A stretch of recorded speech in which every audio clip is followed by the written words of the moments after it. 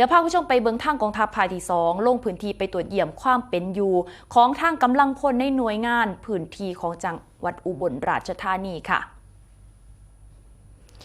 พลตรีนัทศรีอินทร์รองแม่ทัพภาคที่2ได้มีการนำคณะกรรมการลงพื้นที่ไปตรวจสอบและประเมินผลการพัฒนาคุณภาพชีวิตของกำลังพลในหน่วยงานพื้นที่ของจังหวัดอุบลราชธานีที่โรงพยาบาลค่ายสรรพสิทธิประสงค์ให้เป็นไปตามแนวทางการพัฒนาคุณภาพชีวิตของกำลังพลในกองทัพบก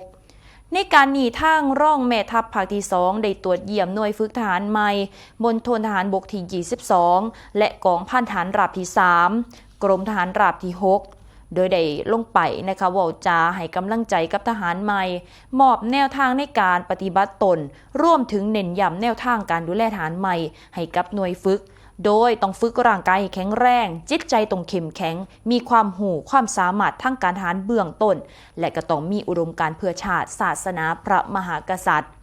จากนั้นค่ะได้มีการลงพื้นที่ไปเยี่ยมให้กำลังใจกับครอบครัวของ10 เอกอมรินทร์ ผาสุขสังกัดกองพันทหารราบที่3กรมทหารราบที่23กำลังพลผู้เสียชีวิตจากการปฏิบัติหน้าที่ปกป้องอธิปไตยของชาติไทย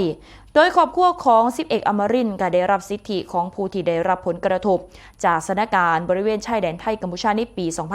2568 อย่างครบถ้วนบ่ว่าสิเป็นเงินซอยเหลือการบรรจุทายาททดแทนรวมถึงสวัสดิการอื่นๆนะคะซึ่งเป็นการสร้างความภาคภูมิใจให้กับครอบครัวร่วมถึงวงตระกูลนำค่ะ